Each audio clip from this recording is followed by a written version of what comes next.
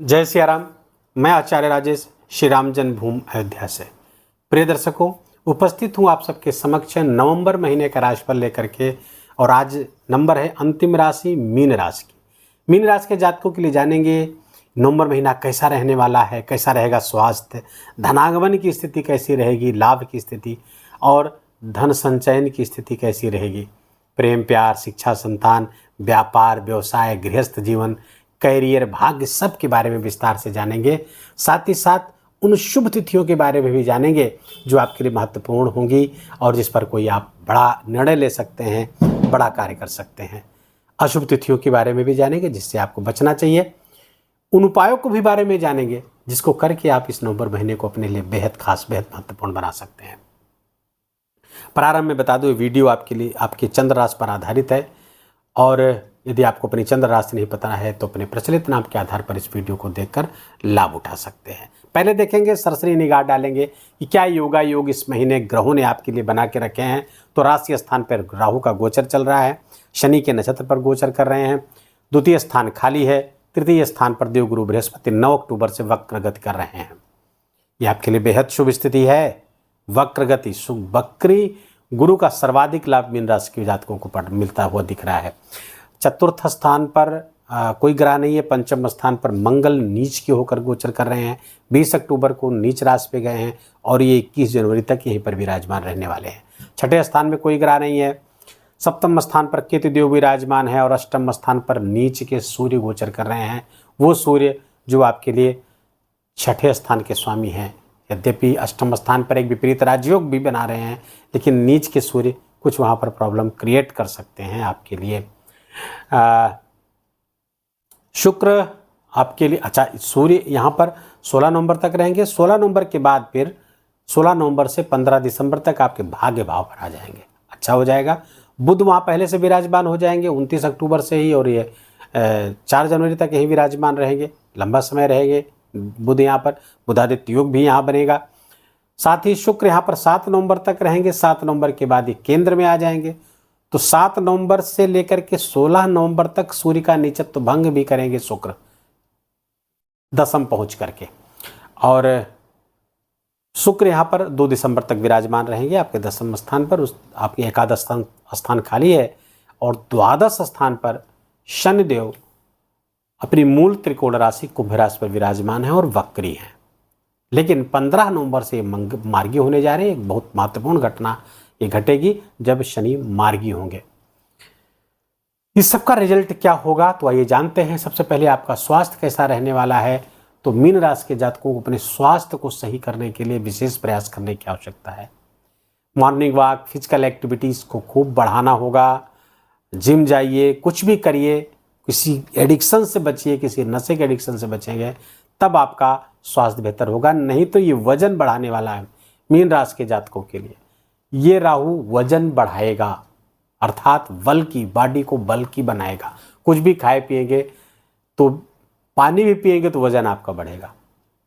अगर आपकी लग्न कुंडली में कोई ऐसी स्थिति, अच्छी स्थिति नहीं है तो ये राहु तो वजन बढ़ाने वाला है और स्वास्थ्य संबंधी समस्याओं को भी बढ़ाने वाला है। जैसे जैसे मोटापा बढ़ेगा आपका स्वास्थ्य संबंधी समस्याएं भी बढ़ेंगी। तो यहाँ पर ध्यान रखने की आवश्यकता है और वो केवल और केवल ध्यान, प्राणायाम, फिजिकल एक्टिविटी बढ़ाने से ये सही हो जाएंगे और कोई मंत्र जाप आदि करने की आवश्यकता नहीं, स्वतः से सही हो जाएंगे।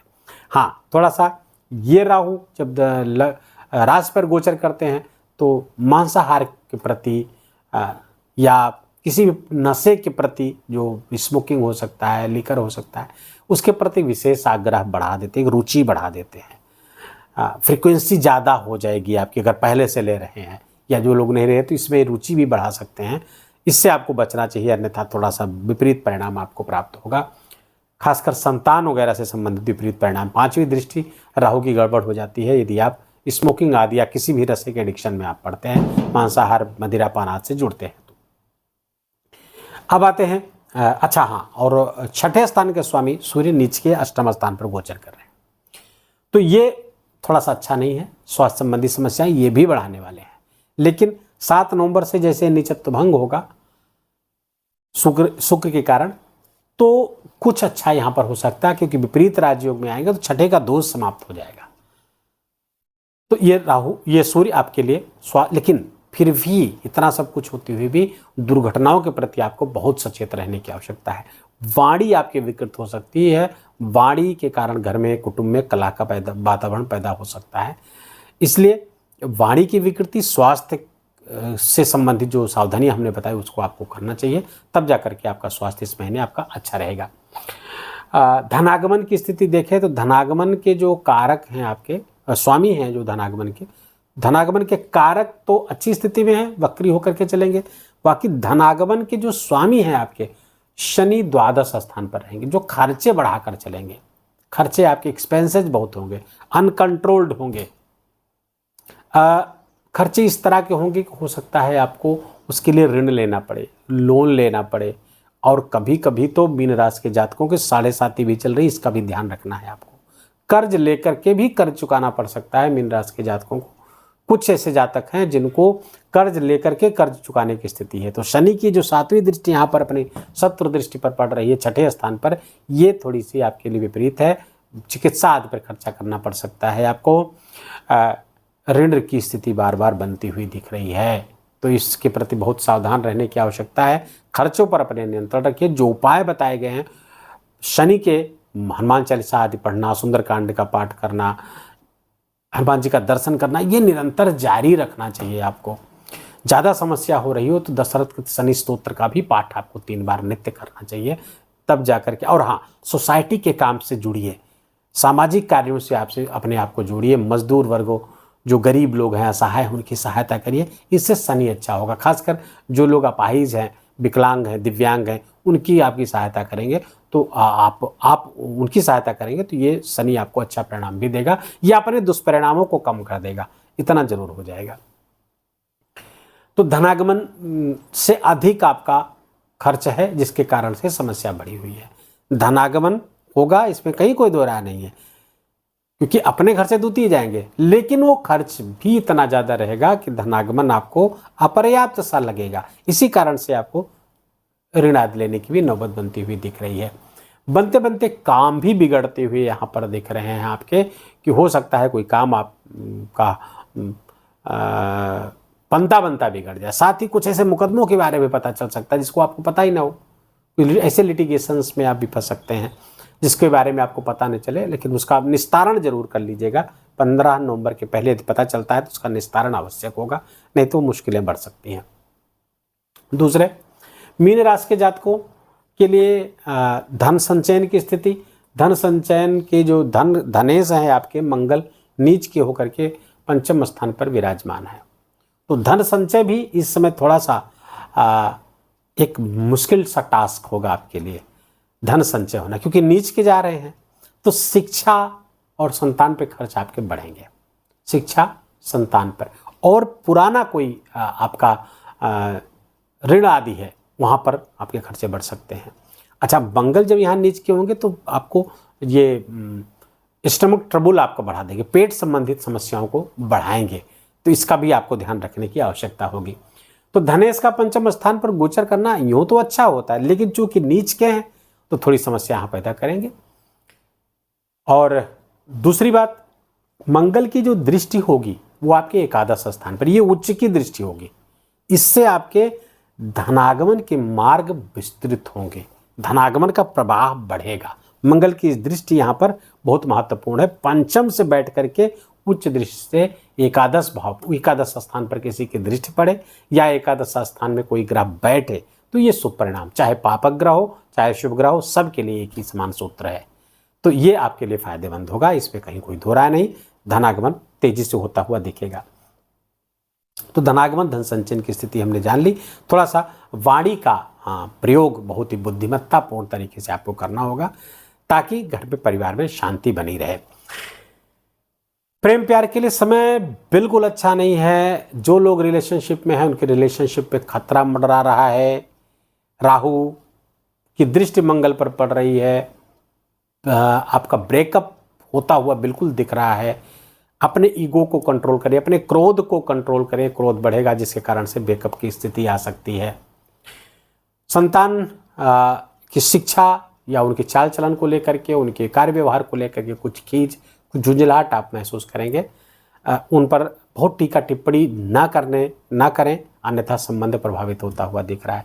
लेकिन फिर भी दृष्टि रखना जरूरी है। बच्चे अगर किशोरावस्था में तो ज़्यादा आवश्यक है, और उनके स्वास्थ्य का भी ख्याल रखना होगा, क्योंकि बच्चों का स्वास्थ्य भी यहाँ पर प्रभावित होता हुआ दिख रहा है। शिक्षा भी प्रभावित होती हुई दिख रही है मीन राशि के जातकों की।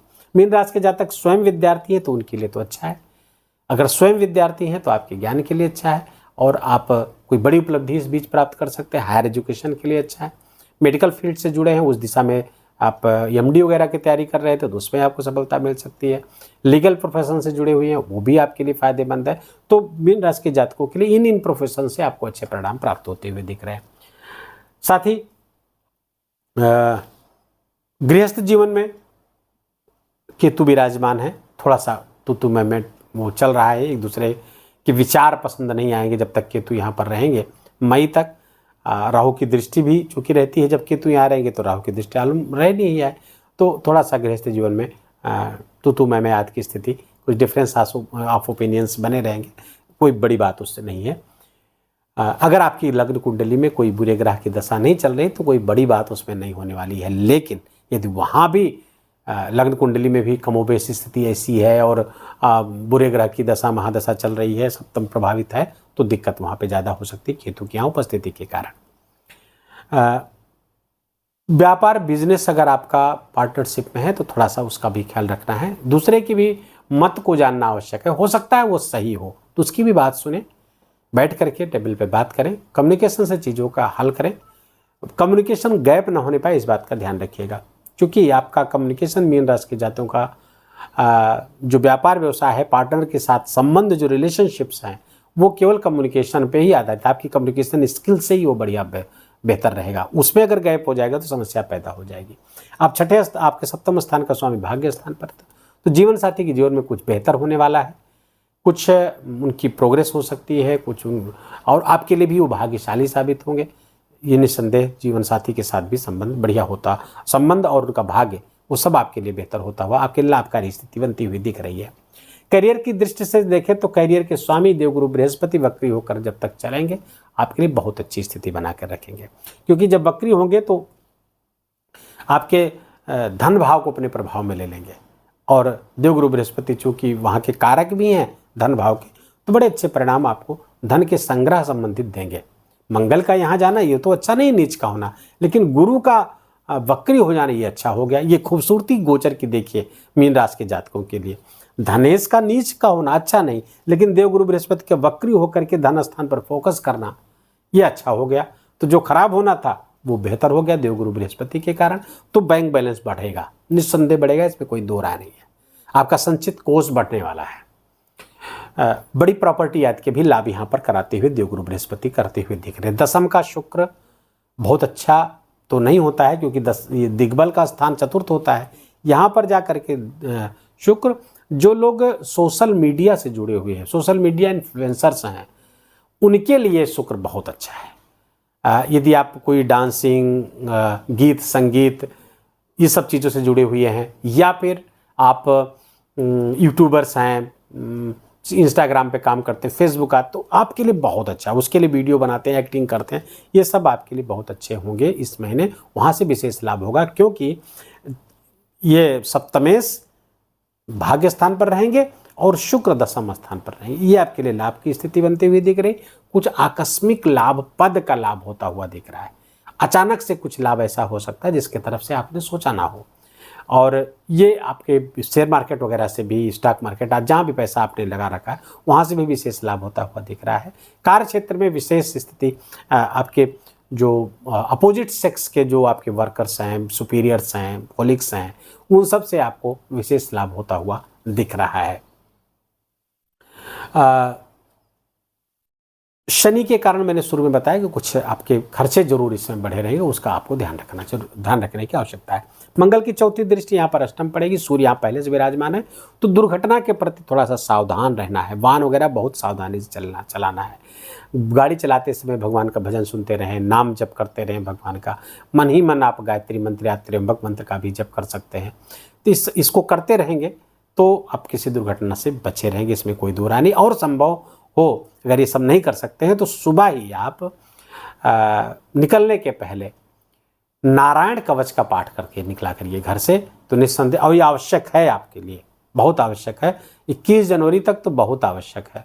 नारायण कवच का पाठ कर जरूर का आपको करके निकलना चाहिए, क्योंकि दुर्घटना के एक योग जबरदस्त बना हुआ है आपके लिए। हाँ, और उपाय, मंगल से संबंधित जो उपाय है मैंने अभी वीडियो का लिंक आपको वीडियो के अंत में मिल जाएगा। मंगल के नीचत्व का जो हमने बनाया हो उसको देखिए, उसमें 4-5 उपाय बड़े विशिष्ट बताए गए हैं, उसको आप देखिएगा अगर नहीं देखे हैं। अगर देखे होंगे तो उपाय कर रहे होंगे तो कोई चिंता करने की जरूरत नहीं है।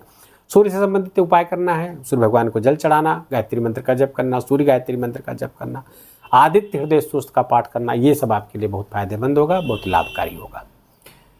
और जो जो उपाय करने हो बीच बीच में बताता चला हूँ। हाँ, ये मंगल चतुर्थ, ये पंचम स्थान पे मंगल का नीच का होना, प्रारंभिक अवस्था में जिन हमारी माताओं बहनों का गर्भ है उनके लिए नुकसानदायक है। उनके लिए करना क्या चाहिए, ये एक ही उपाय जो मैं बार बार बताता रहता हूँ, वो है गायत्री मंत्र का लेखन। लाल पेन से गायत्री मंत्र का लेखन करें। अभी आप पूछ सकते हैं गायत्री मंत्र की पुस्तिका कहाँ मिलेगी, तो अखिल विश्व गायत्री परिवार की शाखाएं पूरे विश्व में है, उनके कार्यकर्ताओं से संपर्क करके आप ले लीजिए, पुस्तिका मंगा लीजिए, और एक पेज सुबह, एक पेज दोपहर, एक पेज शाम, लाल पेन से आप लिखते रहिए। न केवल आपका गर्भस्थ शिशु सुरक्षित रहेगा, बल्कि तेजस्वी और पराक्रमी होगा, निरोग होगा, पूर्ण स्वस्थ रहेगा। ये उपाय हमने बता दिया है। अब आप नोट कर लीजिए उन शुभ तिथियों के बारे में जो आपके लिए महत्वपूर्ण है, जिस पर आपको जो महत्वपूर्ण कार्य करना है उस पर आपको करिए। और वो है 5, 6, 7 नवंबर, 8, 9, 14, 15, 16, 17, ये सबसे महत्वपूर्ण तिथि होगी। 16, 17 नवंबर, 18, 19, 20, 21, 25, 26 और 27 नवंबर। इस जो तिथियां बता रहा हूँ इसको रिवर्स करके भी आप देख लीजिएगा, तो आप नोट कर लीजिएगा उसको। अशुभ तिथियां हैं जिन तिथियों से आपको बचना चाहिए, वो हैं 10, 11, 12, 13, 23, 24, 28, 29, 30। इन तिथियों से आपको बचना चाहिए। वीडियो को यहीं विराम देंगे। वीडियो अच्छा लगा हो, आपके काम का लगा हो, मेरा बोलना आपका सुनना दोनों सार्थक हुआ हो तो वीडियो को लाइक करिएगा, अपनों के साथ शेयर करिएगा।